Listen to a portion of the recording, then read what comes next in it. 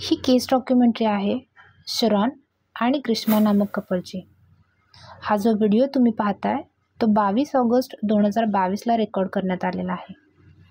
वरकरणी पाहता हा व्हिडिओ आपल्या सर्वांनाच कपल फन गेम व्हिडिओ वाटेल, पण ही केस डॉक्युमेंटरी जेव्हा आपण पाहाल तेव्हा आपल्याला समजेल की फन लव्हिंग कपल गेम वाटणारा हा व्हिडिओ सुरुवात होती एका भयानक हत्याकांडाची. एक असं हत्याकांड ज्याच्या स्वप्नात देखील त्या व्यक्तीने विचार केला नव्हता.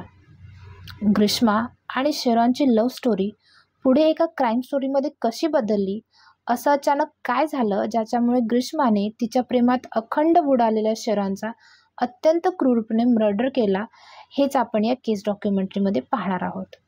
नमस्कार आणि तुम्ही पाहत आहात कथानक या चॅनलवरती शरॉन राज मर्डर केस. या केसच्या खऱ्या स्टोरीला समजून घेण्यासाठी आम्ही बराच रिसर्च केला, त्यातल्या फॅक्ट्स अँड फिगर्स चेक केल्या, जेणेकरून तुमच्यासमोर योग्य ती माहिती आम्ही देऊ शकू.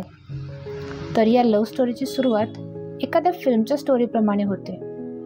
जेव्हा केरळच्या तिरुअनंतपुरममध्ये राहणारा शरॉन ऑक्टोबर 2021मध्ये बसमधून प्रवास करत असताना बसच्या एका सीटवर बसलेल्या ग्रीष्मावर त्याची नजर पडते. तिचं सौंदर्य पाहून तो भारावून जातो आणि लव्ह ॲट फर्स्ट साईट सारखं काहीसं त्याच्या बाबतीत घडतं.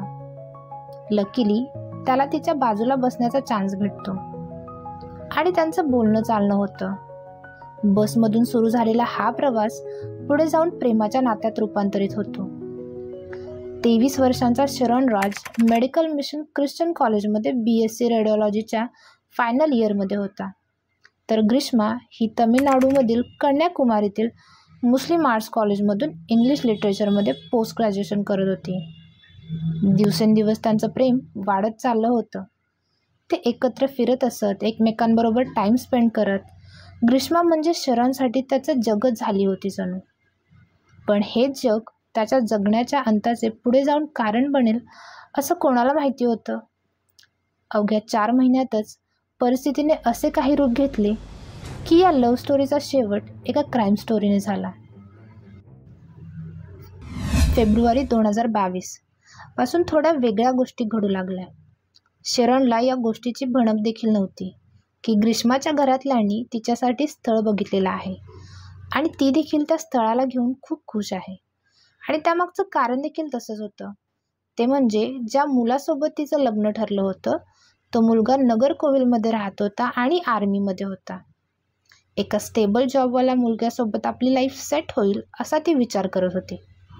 पण असं असताना दुसरीकडे मात्र ती शरॉनबरोबर रिलेशनशिपमध्ये देखील होती. अशातच 4 मार्च 2022ला तिचा साखरपुडा होतो आणि लग्नाची तारीख निघते 1 वर्षानंतरची.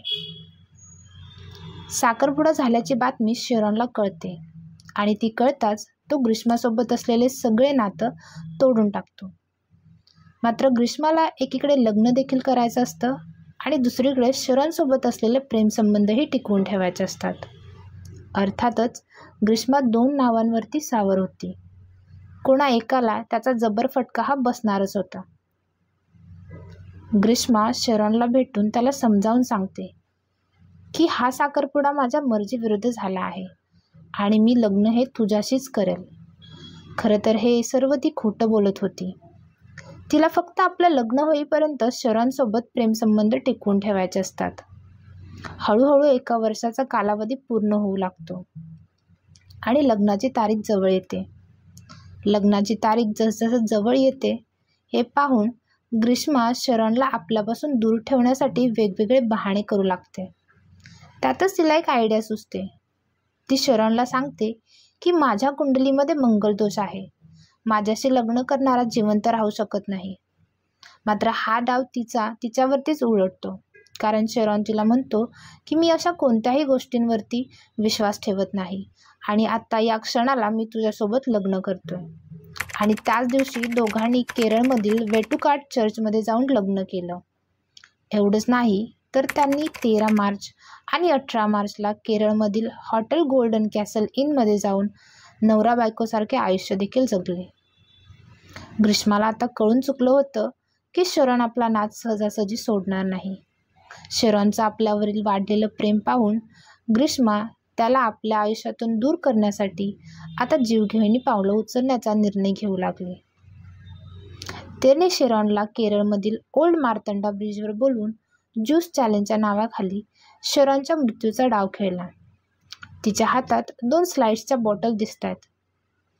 त्या एका बॉटलमध्ये तिने 50 पॅरासिटामॉलच्या गोळ्या टाकल्या. मात्र स्लाईसचा एक घोट पिताच शेरॉनने तो भयंकर कडू असल्याने थुकून टाकला. हे सर्व घडताच ग्रीष्मा घाबरून स्लाईसच्या दोन्ही बाटल्या फेकून देते आणि बोलते की या बाटल्याच खराब आहेत, कदाचित त्या एक्सपायर झालेल्या आहेत. या क्षणाला शेरॉन तर वाचला, पण आता सुरू झाला ग्रीष्माचा यापेक्षाही भयंकर प्लॅन. 13 ऑक्टोबर 2022च्या रात्री ग्रीष्मा शेरॉनसोबत लेट नाईटपर्यंत चॅटिंग करत राहिली. रात्री 2 वाजता त्याचा कॉलही झाला. तो 1 तासापर्यंत चालला. या दरम्यान ग्रीष्माने शेरॉनला भेटण्यासाठी खूप कन्व्हिन्स केलं आणि दुसऱ्या दिवशी म्हणजेच 14 ऑक्टोबर 2022ला आपल्या मित्राला म्हणजेच रिजिनला सोबत घेऊन तो बाईकवरून तिला भेटायला आला. वेळ होती सकाळचे 10:15 वाजलेले. त्याचा मित्र रिजिन बाहेरच त्याची वाट पाहत उभा राहिला. घरी जाताच नेहमीप्रमाणेच तिने त्याच्यासमोर एक चॅलेंज ठेवलं. त्यात शेरॉनला कषायम म्हणजेच कडू काढा एका घोटात प्यायचा होता. पण यावेळी या काढ्यात तिने एक तणनाशक मिक्स केलं होतं. हे तणनाशक एवढं भयंकर होतं की त्यावर केरळ राज्य सरकारने बंदी देखील घातलेली होती. काढा पिताच काही सेकंडमध्येच शेरॉन उलट्या करू लागला. त्याच्या पोटात आग लागल्यासारखं झालं. तिच्या घरातून तो पटकन बाहेर पडला. बाहेर पडतच तो आणखी उलट्या करू लागला. हे सगळं पाहून रिजिन देखील हडबडला. रिजिनला बोलवून तो बाईकवरून हॉस्पिटलला निघू लागला.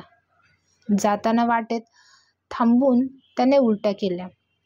रिजिनच्या म्हणण्यानुसार या उलट्या त्याला हिरव्या कलरच्या होत होत्या. पुढच्या 3 दिवसात 3 हॉस्पिटल बदलून सुद्धा शेरॉनची प्रकृती स्थिरावली नाही. उलट ती आणखीनच बिघडू लागली.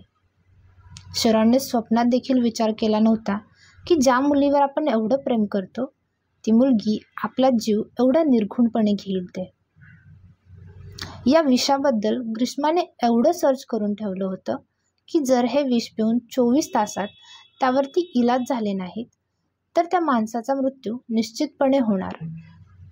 म्हणूनच शेरॉन जेव्हापासून तिच्या घरातून बाहेर पडला तेव्हापासून ती त्याला सतत कॉल मेसेजेस करत होती आणि एवढंच सांगत होती की हा काढा पिऊन मला देखील उलट्या झाल्या आहेत, तर तू घाबरू नको, तुला काहीही होणार नाही. या पाठीमागे तिची चिंता काळजी असं काही नव्हतं. हे फक्त बोलून ती शेरॉनला फसवत होती जेणेकरून उपचार घेण्यास जास्तीत जास्त विलंब होईल आणि शेरॉनचा मृत्यू होईल. 2 दिवसानंतर म्हणजेच 17 ऑक्टोबर 2022ला शेरॉनने ग्रीष्माला टेक्स्ट मेसेज करून सांगितलं की माझा उपचार मेडिकल कॉलेज हॉस्पिटलमध्ये चालू आहे आणि माझी तब्येत खूप खराब झाली आहे. उपचार चालू असतानाच शेरॉनचा भाऊ शिमॉन राज, जो की एक आयुर्वेदिक डॉक्टर असतो, तो शेरॉनच्या मित्राला म्हणजेच रिजिनला त्या दिवशी घडलेल्या गोष्टीबद्दल विचारणा केली असता रिजिनने घडलेला सर्व प्रकार शिमॉनला सांगतो. घडलेला प्रकार शिमॉनला कळताच तो ग्रीष्माला कॉल करून त्याला कोणता काढा दिला आहे याबाबत विचारणा करतो आणि ते सांग म्हणजे आम्ही त्याच्यावरती योग्य तो उपचार करू असं देखील तो म्हणतो. पण ग्रीष्मा हे सांगत नाही. ती टाळाटाळ करते आणि खोटी माहिती सांगते. शेरॉनची तब्येत आणखीनच खालावते आणि त्याच्यानंतर डॉक्टरांच्या सांगण्यावरून 17 ऑक्टोबर 2022 दिवशी प्रथम वर्ग न्यायदंडाधिकारी यांनी शेरॉनचा जबाब नोंदवून घेतला. दुर्दैवाने पुढे जाऊन हाच त्याचा मृत्यूपूर्व जबाब ठरला. मात्र मृत्यूच्या शय्येवर असतानासुद्धा शेरॉनने ग्रीष्माला नुकसान होईल असा कोणताही जबाब दिला नाही. मात्र याच जबाबाचा पुढे जाऊन ग्रीष्माच्या वकिलांनी फायदा घेतला ग्रीष्माच्या बचावासाठी. 22 ऑक्टोबर 2022ला शेरॉनचे वडील त्याला भेटण्यासाठी ICUमध्ये गेले. शरणने आपल्या वडिलांना ग्रीष्मासोबत असलेले आपले नाते, त्यांनी चर्चमध्ये जाऊन केलेलं लग्न आणि या नात्यातील जवळीकता, तसेच ग्रीष्मासोबत असलेले आपले नवरा बायकोसारखे संबंध, या सर्व गोष्टींबद्दल सांगितलं. आणि आता आपण यातून वाचू शकणार नाही याबद्दल तो दुःख देखील व्यक्त करतो. 25 ऑक्टोबर 2022 रोजी शरणचा दुर्दैवी मृत्यू होतो. त्याच दिवशी शरणचा भाऊ शिमोन ग्रीष्माविरुद्ध परसाला पोलीस स्टेशनमध्ये तक्रार नोंदवतो. बघा, ग्रीष्मा ही तिच्या कॉलेजची टॉपर होती, पण तिने तिच्या हुशारीचा फायदा कोणत्या गोष्टीसाठी घेतला हे तुम्ही लक्षात घ्या. ग्रीष्मा श्रीकोटी यांना पोलिसांना दिलेला जबाब. 31 ऑक्टोबर 2022 पोलिसांनी ग्रीष्मा श्रीकोटीला अटक केली. अटक झाल्यानंतर ग्रीष्माने पोलिसांना आपला खोटा जबाब दिला.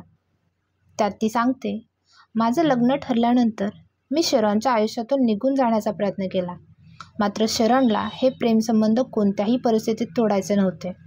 त्याला माझ्या आयुष्यातून बाहेर पडायचं नव्हतं. 13 ऑक्टोबर 2022ला त्याने मला कॉल मेसेजवरून भेटण्यासाठी खूप फोर्स केला, मात्र माझं लग्न ठरल्याने माझी शरणला भेटण्याची मुळीच इच्छा नव्हती. मात्र तरीही तो 14 ऑक्टोबर 2022ला सकाळी मला भेटण्यासाठी माझ्या घरी आला.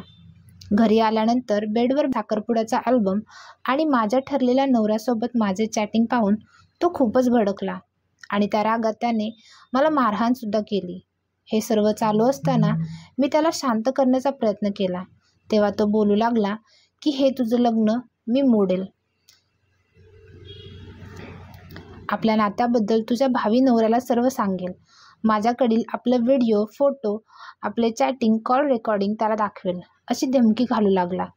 धमकी घालूनही मी लग्न मोडण्यास नकार दिल्यावर शरणने बेडच्या खाली पडलेली तणनाशकाची बाटली पिली आणि आत्महत्या करण्याचा प्रयत्न केला. मात्र call records, WhatsApp message, forensic विश्लेषण, साक्षीदारांच्या साक्षी आणि वैद्यकीय अहवाल यासारख्या अनेक पुराव्यांमुळे ग्रीष्माने दिलेल्या खोट्या जबाबाचे पितळ जे आहे ते उघडे पडल्याने ग्रीष्माने आपला गुन्हा पोलिसांसमोर कबूल केला. ग्रीष्माचे मामा निर्मल कुमारन नायर यांना पुरावा नष्ट केल्याच्या आरोपावरून पोलिसांनी अटक केली. ग्रीष्माच्या मामाने तिला तणनाशकाची बाटली आणून दिली होती आणि त्या विषाचा प्रयोग शरणवर झाल्यानंतर ती बाटली रबरच्या शेतात फेकूनही दिली. या केसमधील तिसरा आरोपी म्हणजे ग्रीष्माची आई. ग्रीष्माच्या आईने ग्रीष्माच्या कुंडलीतील मंगल दोष असल्याने तिने शरणशी गुपचूप लग्न करण्याचा सल्ला तिला दिला होता. मात्र पुढे जाऊन न्यायालयात हा आरोप साबित न झाल्याने ग्रीष्माच्या आईला निर्दोष मुक्त करण्यात आले. ग्रीष्माचा गुन्हा साबित झाल्याने ग्रीष्माने न्यायालयासमोर, माझे वय कमी आहे, माझा कोणताही गुन्हेगारी पूर्व इतिहास नाही, या कारणाने मला न्यायालयाने कमीत कमी शिक्षा द्यावी अशी अर्जावणी केली. मात्र न्यायालयाने ग्रीष्माची म्हणणे फेटाळून लावत खटल्याचा निकाल दिला. न्यायालयाचा निकाल. शिक्षा जाहीर करण्यापूर्वी न्यायालयाने पोलिसांचे कसून तपास केल्याबद्दल कौतुक केले. 586 पानांच्या निकालात न्यायालयाने असे निरीक्षण नोंदवले की ग्रीष्माने केवळ शरणचीच नव्हे तर प्रेमाच्या भावनेचीही हत्या केली. न्यायालयाने असे नमूद केले की ग्रीष्माचे वय तिच्या शिक्षेच्या विचारात घेता येत नाही. ग्रीष्माचा पूर्वीचा गुन्हेगारी इतिहास नसल्याबद्दलचा युक्तिवाद विचारात घेता येत नाही. हत्या क्रूर असल्याचे ठरवत न्यायालयाने हा खटला दुर्मिळातील दुर्मिळ असल्याचे म्हटले आणि मुख्य आरोपीला मृत्यूदंडाची शिक्षा सुनावली. न्यायालयाने असे निरीक्षण नोंदवले की शरणचे ग्रीष्मावर नितांत प्रेम होते आणि म्हणूनच मृत्यूशय्येवर असताना सुद्धा त्याने ग्रीष्मावर आरोप केला नाही. शरण 11 दिवस अंथरुणावर पडून मरण यातना भोगल्या. त्या दरम्यान पाण्याचा एक थेंबही तो पिऊ शकला नाही. शरणने तिला मारहाण केल्याचा ग्रीष्माचा दावा खोटा होता. गुन्हा करूनही शेवटच्या क्षणापर्यंत ग्रीष्मा खोटं बोलत राहिली. तिला हवं असतं तर शरणला वाचवण्याची संधी देखील तिच्याकडे होती, पण तिने तसं केलं नाही. यावरून ग्रीष्माची क्रूर मानसिकता लक्षात येते.